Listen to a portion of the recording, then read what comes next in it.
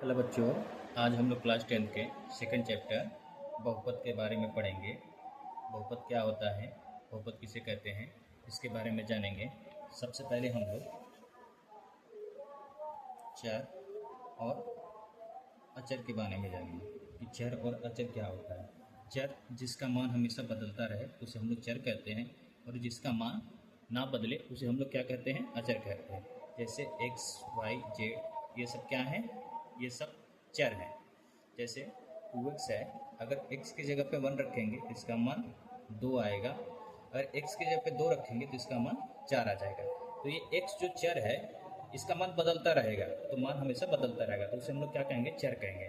और अचर क्या होता है, अचर जिसका मान ना बदले उसे हम लोग अचर कहते हैं। जैसे 1, 2, 3, 4, ये सब क्या है, अचर है। अब हम लोग को जानना है कि बीजीय व्यंजक क्या होता है। बीजीय व्यंजक क्या होता है, तो बीजीय व्यंजक जब भी हम लोग चर और अचर को किसी भी क्रिया के द्वारा जोड़ते हैं या घटाते हैं, गुणा करते हैं, भाग करते हैं, तो उससे जो हम लोग को व्यंजक प्राप्त होता है उसे हम लोग क्या कहते हैं, बीजीय व्यंजक कहते हैं। जैसे x प्लस 2, 2x-1, ये सब क्या है, बीजीय व्यंजक है। चर और अचर क्या कि इसमें हम लोग योग कर दिए चर और अचर का, तो क्या बन गया हम लोग का, बीजीय व्यंजक बन गया। यहाँ हम लोग चर और अचर घटा दिए तो ये क्या बन गया, बीजीय व्यंजक बन गया। अब हम लोग पढ़ेंगे कि बहुपद क्या होता है, बहुपद किसे कहते हैं। तो ऐसा बीजीय व्यंजक जिसमें चर की घात सदैव पूर्ण संख्या हो वह बहुपद कहलाता है। ऐसा बीजीय व्यंजक जिसमें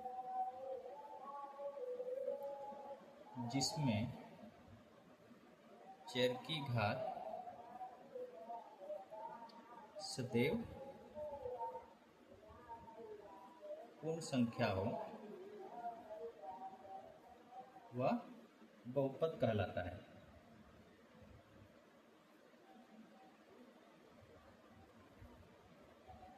ऐसा बीजीय व्यंजक जिसमें चर की घात सदैव पूर्ण संख्या हो वह बहुपद कहलाता है। जैसे में x plus 1, x square minus 1, 2x, ये सब क्या है, बहुपद है। इसमें चर की घात देखिए पूर्णांक संख्या है, पूर्ण संख्या है, तो इसे क्या हो जाएंगे, ये सब बहुपद होंगे। अब हम लोग अगला पढ़ेंगे बहुपद के पद। बहुपद के पद, बहुपद के पद जैसे मान लीजिए कि एक बहुपद है हम लोग का पी एक्स बराबर 7x square plus 7x plus 3। तो इसमें बहुपद के कितने पद हैं, तो एक पद, दो पद और तीन पद। कितने पद हैं, तीन पद हैं। एक और एग्जाम्पल हम लोग लेते हैं कि x बराबर 2x-1, इसमें कितने पद हैं, दो पद हैं, एक पद और दो पद। अगला हम लोग जानेंगे बहुपद के गुणांक।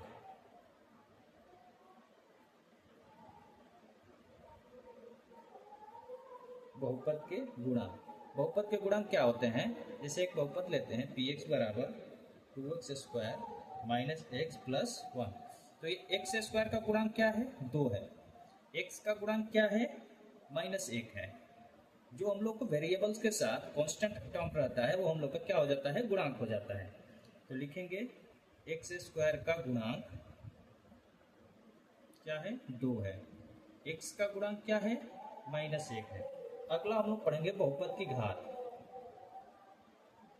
बहुपद की घात, बहुपद की घात क्या होती है, तो जो चर में अधिकतम घात होती है वही हम लोग को बहुपद की घात होती है। चर की अधिकतम घात, जैसे हम लोग को एक बहुपद दिया है पी एक्स बराबर एक्स की power 7 minus 4x square plus 7x की पावर 9 प्लस 2x माइनस 3। ये एक बहुपद है। इसमें पूछेगा कि आप बहुपद की घात बताइए। तो देखिए चर में सबसे अधिकतम घात क्या है, यहाँ x की घात 7 है, x की घात 2 है, x की घात 9 है, x की घात 1 है। तो अधिकतम घात क्या है, 9 है। तो px की घात क्या हो जाएगी, 9 हो जाएगी। अगला हम लोग को पढ़ना है बहुपद के मानक रूप।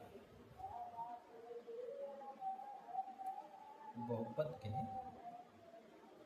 मानक रूप, बहुपद के मानक रूप क्या होता है? किसी भी बहुपद में अगर चरों की घात को हम लोग अवरोही या अवरोही क्रम में लिखा जाए तो उसे हम लोग बहुपद का मानक रूप कहते हैं। किसी भी बहुपद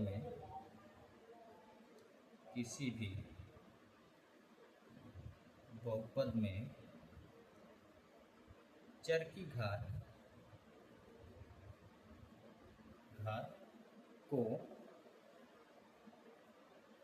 अवरोही या आरोही क्रम में लिखा जाता है। आरोही क्रम में लिखा जाता है, वो हो जाता है हम लोग का बहुपद का मानक रूप। जैसे px बराबर x² माइनस x प्लस 1, पहले 2 है फिर 1 है, तो ये हो गया हम लोग का बहुपद का मानक रूप। अब हम लोग पढ़ेंगे बहुपद के प्रकार। बहुपद के प्रकार को 2 भागों में बांटा गया है, एक पदों के आधार पर, एक घात के आधार पर। पदों के आधार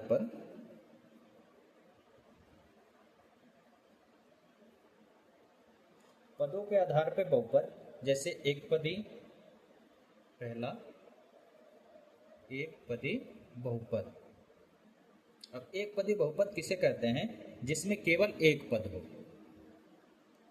जिसमें केवल एक पद हो, उसे हम लोग एक पदी बहुपद कहते हैं। जैसे 7x x², इसमें एक पद है तो ये एक पदी बहुपद हो गया। दूसरा क्या होता है? द्विपद बहुपद। द्विपद बहुपद, वैसा बहुपद जिसमें केवल 2 पद हो उसे हम लोग क्या कहते हैं? द्विपद बहुपद। केवल 2 पद हो, जैसे में x² प्लस 1, 2x प्लस 3, ये सब क्या है? द्विपद बहुपद है। तीसरा आता है त्रिपद बहुपद।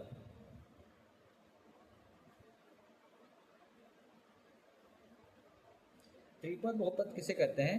जिसमें केवल 3 पद हो, उसे हम लोग त्रिपद बहुपद कहते हैं। जैसे 7x³ प्लस 2x² प्लस 3, ये क्या है? त्रिपद है। अगला हम लोग पढ़ते हैं घात के आधार पर। घात के आधार पर, घात के आधार पर पहला हम लोग का बहुपद होता है रैखिक बहुपद। रैखिक बहुपद। अब रैखिक बहुपद किसे कहते हैं? जिसकी चर की घात 1 हो। जिस बहुपद की चर की घात 1 हो उसे हम लोग क्या कहते हैं? रैखिक बहुपद। जिस बहुपद की चर की घात 1 हो उसे हम लोग क्या कहते हैं? रैखिक बहुपद। जैसे में 7x प्लस 1, x इसमें चर है, चर की घात क्या है? 1 है, तो ये क्या हो गया हम लोग का रैखिक बहुपद। रैखिक बहुपद का मानक रूप क्या होता है? ax प्लस b, जिसमें a कभी भी 0 नहीं होता है। अगर a इसमें 0 हो जाएगा तो ये बहुपद ही नहीं रहेगा, सिर्फ b बच जाएगा, कांस्टेंट टर्म बच जाएगा, तो इसलिए a 0 नहीं होता है। दूसरा हम लोग का होता है द्विघात बहुपद।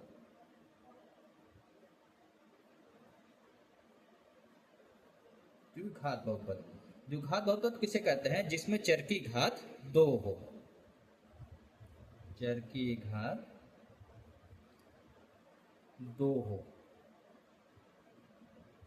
जिसमें चर की घात 2 हो उसे क्या कहते हैं हम लोग? द्विघात बहुपद। जैसे में 2x² प्लस x माइनस 1, इसमें चर की घात क्या है? 2 है, ये हो गया हम लोग का द्विघात बहुपद। द्विघात बहुपद का मानक रूप क्या होता है? ax² plus bx plus c, ये हम लोग का द्विघात बहुपद का मानक रूप है। इसमें भी a बराबर 0 नहीं होता है। अगर a बराबर 0 इसमें अगर हम लोग कर देंगे तो ये टर्म खत्म हो जाएगा, फिर bx प्लस c बचेगा, तो ये bx प्लस c फिर क्या हो जाएगा? रैखिक बहुपद हो जाएगा। इसलिए द्विघात बहुपद में भी a बराबर 0 नहीं होता है। तीसरा हम लोग का होता है त्रिघात बहुपद।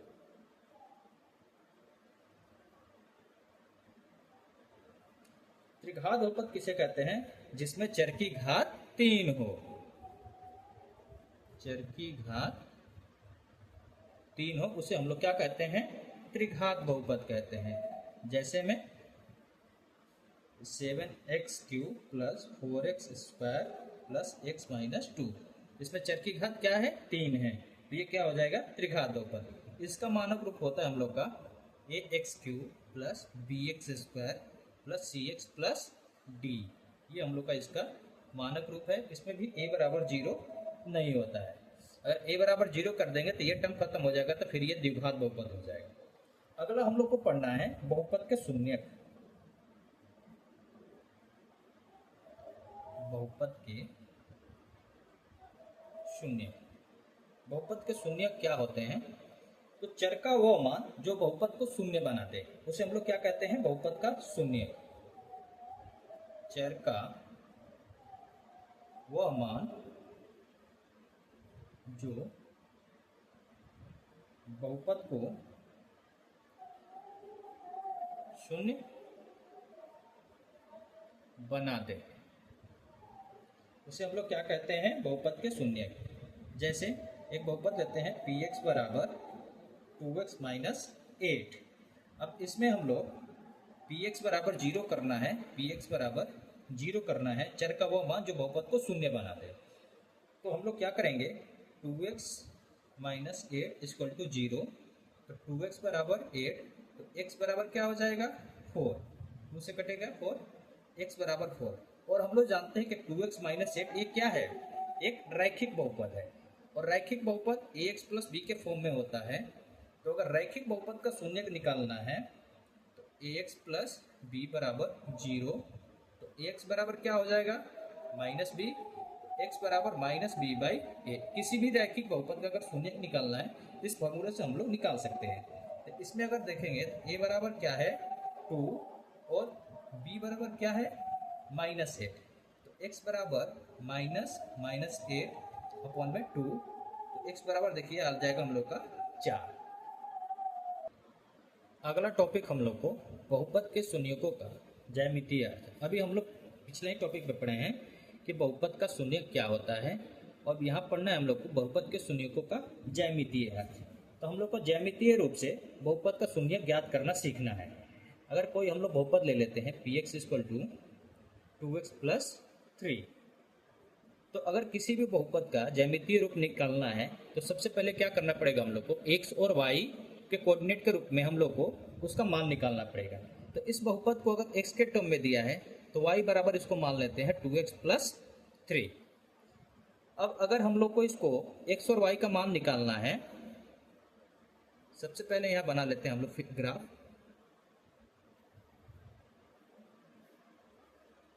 ये हम लोग का x एक्सिस हो जाएगा और ये हम लोग का y एक्सिस है। ये हम लोग का मूल बिंदु 0 हो जाएगा, 1 2 3 4 5, 1 2 3 4 5 और 6, -1 -2 -3 -4 -5, यहाँ -1 -2 -3 -4 और -5।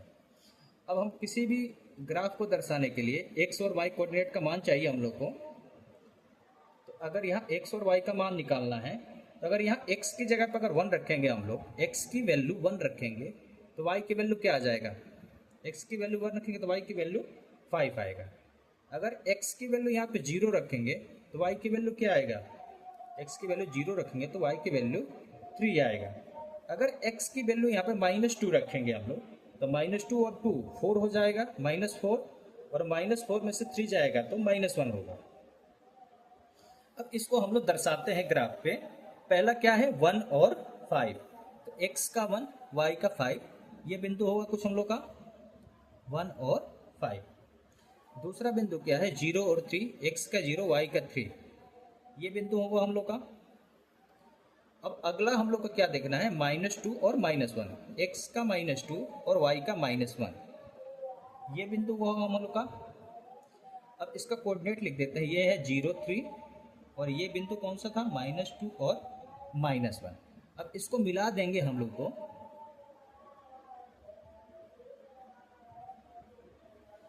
ऐसे कुछ रेखा खींच सकते हैं हम लोग, जो किसका ग्राफ है 2x प्लस 3 का ग्राफ है।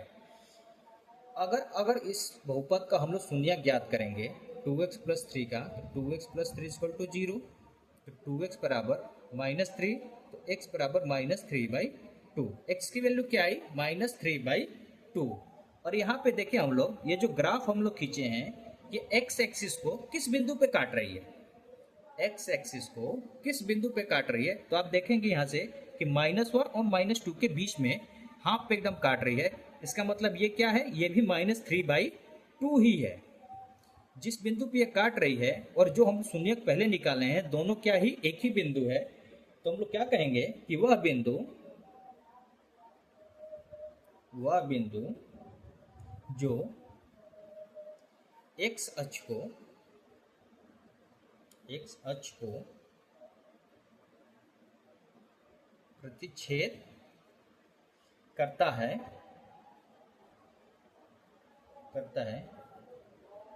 वह इस बहुपद का शून्यक है। वह बिंदु इस बहुपद का शून्यक है। जो हम लोग ग्राफ खींचेंगे और ये जो लाइन है एक्स एक्सिस को जिस बिंदु पे काटेगी वह बिंदु हम लोग का क्या हो जाएगा, उस बहुपद का शून्यक हो जाएगा। तो ये जो हम लोग एक्स वाई का कोऑर्डिनेट निकाले हैं वो क्या है -3/2 और 0, ये हम लोग का बहुपद का शून्यक है। अब इसी के आधार पे हम लोग को प्रश्नावली 2.1 दिया है। क्या उसमें प्रश्न दिया है कि किसी भी बहुपद px के लिए y = px का ग्राफ नीचे आकृति में दिया है, प्रत्येक स्थिति में px के शून्यकों की संख्या ज्ञात कीजिए। अभी हम लोग पढ़े कि px बराबर कोई एक बहुपद दिया है तो y बराबर उसका मान निकाल के हम लोग ग्राफ पे दर्शाते हैं।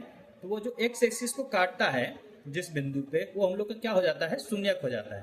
तो यहाँ पर भी हम लोग को px का एक ग्राफ दिया है, बहुपद दिया है, और हम लोग को बताना है कि इसके शून्यकों की संख्या कितनी है।